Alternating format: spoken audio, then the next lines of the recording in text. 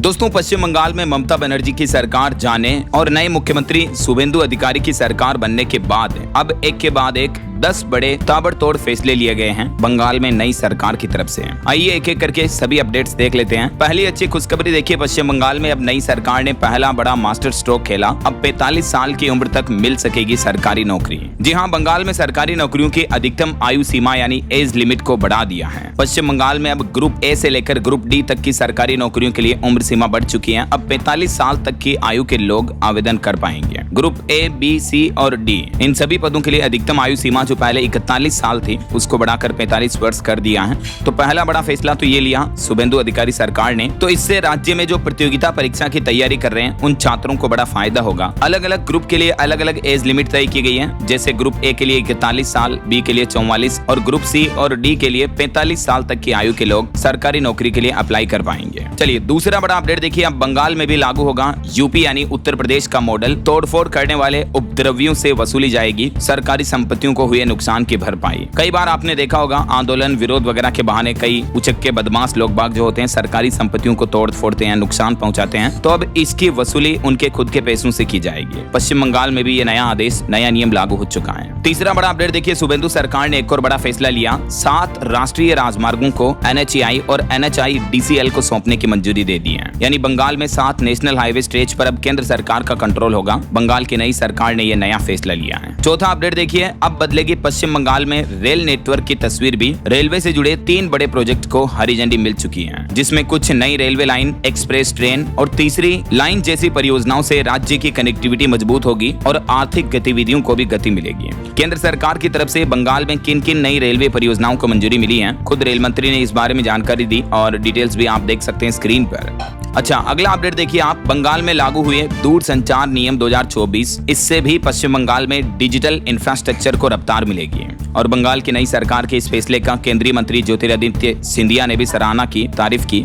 सभी सरकारी विभागों के लिए इस फैसले का पालन करना अनिवार्य होगा। चलिए अगला बड़ा अपडेट देखिए, पश्चिम बंगाल सरकार ने स्कूलों में भी वंदे मातरम राष्ट्रगान को अनिवार्य कर दिया है। असेंबली में भी सबको गाना होगा। इसके अलावा बंगाल में गो हत्या पर भी नया नोटिस जारी हुआ। अब बिना फिटनेस सर्टिफिकेट वाले जानवरों को काटने पर रोक रहेगी। इसके अलावा भी पश्चिम बंगाल में सार्वजनिक बूचड़खानों पर भी रोक लगा दी गई है। शुभेंदु सरकार ने कहा कि जानवरों की हत्या केवल नगर पालिका के बूचड़खाने या स्थानीय प्रशासन से निर्धारित बूचड़खाने में ही की जाएगी। इसके अलावा बंगाल में BSF को बांग्लादेश बॉर्डर फेसिंग के लिए जमीन भी मिलेगी। पश्चिम बंगाल के मुख्यमंत्री शुभेंदु अधिकारी ने भारत बांग्लादेश बॉर्डर पर फेसिंग के लिए BSF को जमीन प्रक्रिया देने की शुरुआत भी कर दी है। मुख्यमंत्री ने कहा कि अवैध घुसपैठ से निपटने के लिए 45 दिन के अंदर अंदर यह जमीन गृह मंत्रालय को सौंप दी जाएगी। वैसे आपकी जानकारी के लिए बता दूं, बांग्लादेश से बंगाल की लगभग 2216 किलोमीटर की सीमा लगती है। ये मानचित्र के मैप में आप देख सकते हैं भारत बांग्लादेश बॉर्डर का कैलकुलेशन भी। भारत और बांग्लादेश की कुल 4096 किलोमीटर की सीमा बॉर्डर जो टच होती है, जिसमें अकेले पश्चिम बंगाल राज्य के साथ 2217 किलोमीटर की सीमा लगती है। बाकी कुछ असम, त्रिपुरा, मिजोरम और मेघालय राज्यों के साथ भी कनेक्टेड होती है। तो इस सीमा पर अवैध बांग्लादेशियों की घुसपैठ रोकने के लिए भी BSF को जमीन दी जाएगी बंगाल सरकार की तरफ से। इसके अलावा बंगाल के भी सभी स्कूलों में वंदे मातरम राष्ट्र गीत गाना भी अनिवार्य कर दिया है। न सिर्फ ये गाने का आदेश दिया, बल्कि शुभेंदु सरकार ने इस आदेश का सख्ती से पालन करने का निर्देश भी जारी किया है। और इतना ही नहीं दोस्तों, इस आदेश का सुनिश्चित रूप से पालन करने के प्रूफ के रूप में बंगाल में सुबह की प्रार्थना में जो सभी बच्चों को राष्ट्रगीत गाना अनिवार्य किया है, इसका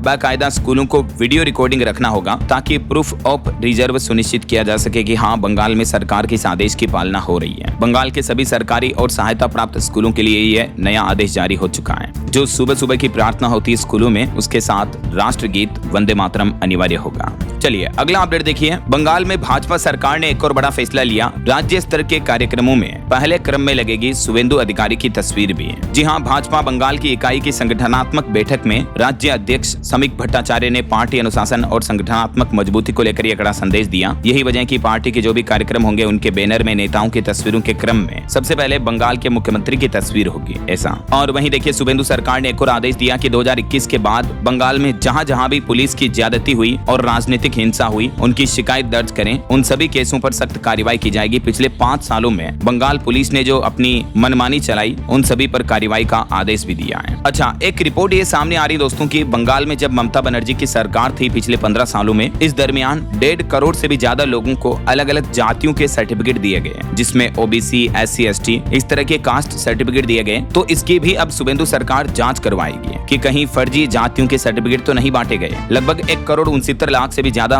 जाति प्रमाण पत्रों की जांच होगी। अनियमितताओं की शिकायत पर यह फैसला लिया। गलत प्रमाण पत्र हासिल करने वालों पर कार्रवाई भी की जाएगी। तो 2011 के बाद जारी सभी कास्ट सर्टिफिकेट पर फिर से जांच के आदेश दिए हैं पश्चिम बंगाल की शुभेंदु सरकार ने। अच्छा, एक और बड़ा फैसला देखिए, पश्चिम बंगाल विधानसभा की कार्यवाही का भी सीधा प्रसारण होगा सदन से, और शुभेंदु बोले कि निलंबित नहीं होंगे विपक्ष के विधायक भी हैं। एक और बड़ा फैसला ये देखिए दोस्तों, पश्चिम बंगाल में भंग हुआ ममता बनर्जी सरकार का बनाया हुआ पुलिस कल्याण बोर्ड भी। 7 दिन में सीएम शुभेंदु अधिकारी ने इस तरह के भी 7 बड़े प्रशासनिक फैसले लिए हैं। एक तो मुख्यमंत्री शुभेंदु अधिकारी ने पुलिस कल्याण बोर्ड को ही भंग कर दिया पश्चिम बंगाल में, क्योंकि यह राजनीतिक दल का अंग बन गया था। इसके अलावा बंगाल की पुलिस व्यवस्था में सुधार के लिए 3 महीने में नया ढांचा तैयार करने हेतु हाई लेवल कमेटी का भी गठन किया गया है। वहीं बंगाल में टोटो और ऑटो चालकों और फेरी वालों से अवैध वसूली पर भी सख्त कार्रवाई की जाएगी। ये कुछ और डिटेल जानकारी आप देख सकते हैं। बंगाल में नई सरकार बनते ही पहले सप्ताह में 7 दिन में क्या क्या 7 बड़े फैसले लिए गए। एक तो जो कोलकाता में आरजी कर मेडिकल कॉलेज केस सामने आया था, उस मामले में भी बड़ी कार्रवाई की गई। इस केस से जुड़े 3 सीनियर आईपीएस अधिकारियों को निलंबित कर दिया है। इसके अलावा शुभेंदु ने कोलकाता के पूर्व पुलिस कमिश्नर विनीत गोयल, पूर्व डिप्टी कमिश्नर इंदिरा मुखर्जी और अभिषेक गुप्ता, एक तो इन तीनों को निलंबित करने का आदेश दिया और इस केस पर गहनता से जांच का भी ऑर्डर जारी कर दिया है। वहीं दूसरा फैसला देखिए, आलू प्याज की बिक्री पर भी फैसला लिया। ममता सरकार ने बंगाल से बाहर के राज्यों में आलू प्याज अनाज तिलहन दलहन फल सब्जियां और पशु उत्पाद समेत जरूरी चीजों को बेचने पर जो पाबंदी लगाई थी, तो इस फैसले को पलट दिया है शुभेंदु सरकार ने और ये पाबंदियों को हटा दिया है। तो इससे भी बंगाल के किसान भाई लोगों को फायदा होगा। अब वो अपनी फसलों के उत्पादन को राज्य से बाहर दूसरे राज्यों में भी आसानी से बेच पाएंगे। और तीसरा, ये वंदे मातरम को लेकर फैसला राष्ट्रगीत वाला, ये तो मैंने आपको बताया। चौथा देखिए, लाउड स्पीकर और गौवंश की हत्या पर भी नियम लागू हो चुका है। धार्मिक स्थलों पर लाउड स्पीकर की आवाज को तय सीमा में रखा जाएगा। मंदिर मस्जिद वगैरह सभी तरह के जो रिलीजियस कार्यक्रम होते हैं उसमें अब तेज आवाज में लाउड स्पीकर नहीं बजाए जा सकेंगे। अनुशासन मेंटेन किया जाएगा। वहीं बीएसएफ को जमीन मिलेगी 45 दिन के अंदर। और इसके अलावा देखिए दोस्तों, केंद्र सरकार की आयुष्मान भारत समेत कई केंद्रीय योजनाएं भी बंगाल में लागू की जाएगी, क्योंकि ममता सरकार ने इन योजनाओं को बंगाल में लागू नहीं कर रखा था। तो इस फैसले से भी पश्चिम बंगाल के लोगों को बड़ा फायदा होगा। जैसे आयुष्मान भारत योजना में हर साल 5-5 लाख का फ्री इलाज मिलेगा वगैरह वगैरह। तो केंद्र सरकार की सभी मुख्य योजनाओं को बंगाल में भी लागू किया जाएगा।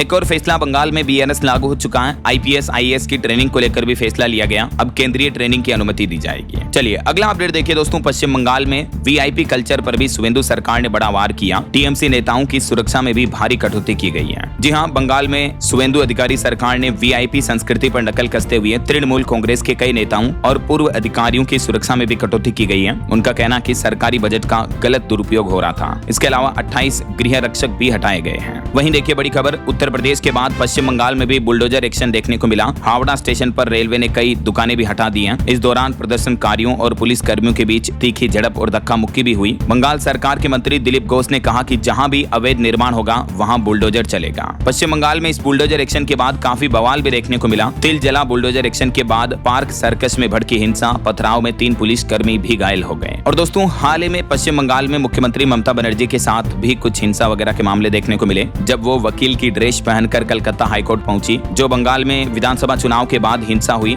तो इससे जुड़े मामले की पैरवी करने के लिए वो हाईकोर्ट गई थी दलीलें पेश करने के लिए। इस दरमियान उनका कहना कि उनके साथ हिंसा हुई, धक्का मुक्की देखने को मिली। ममता बनर्जी वकील का काला कोट पहनकर कलकत्ता हाईकोर्ट पहुंची, तो जब वो बाहर निकल रही थी उस दरमियान बुआ चोर भतीजा चोर के नारे भी लगाए लोगों ने, उनका विरोध प्रदर्शन भी किया। तो इस घटना पर ममता बनर्जी सरकार ने भी कहा कि बंगाल कोई बुलडोजर स्टेट नहीं है और उन्होंने इसका विरोध भी किया। तो ये दोस्तों, बंगाल में बूचड़खानों को बंद करने से लेकर सार्वजनिक रूप से पशु वध पर रोक लगाने समेत शुभेंदु सरकार ने 10-15 बड़े फैसले लिए। चुनाव बाद अवैध निर्माण पर भी एक्शन शुरू हो चुका, ऑपरेशन बुलडोजर शुरू हुआ। और बंगाल के एक मंत्री ने तो ये भी कहा कि एसआईआर अभियान में नाम कटने वालों को नहीं मिलेगा कल्याणकारी योजनाओं का भी लाभ। वैसे आपकी क्या राय है? क्या बीजेपी जो बंगाल में इस तरह के ताबड़तोड़ एक के बाद एक बड़े फैसले लागू कर रही है, ये सही है या नहीं है? इस मुद्दे पर आपकी राय विचार कमेंट करके जरूर बताइएगा। और बाकी इस वीडियो को लाइक और शेयर करना, DLS न्यूज चैनल को सब्सक्राइब करके बेल आइकन जरूर दबा देना। रोजाना ऐसी इंफॉर्मेटिव जानकारियां, महत्वपूर्ण समाचार देखते रहने के लिए। जय हिंद, जय भारत, वंदे मातरम।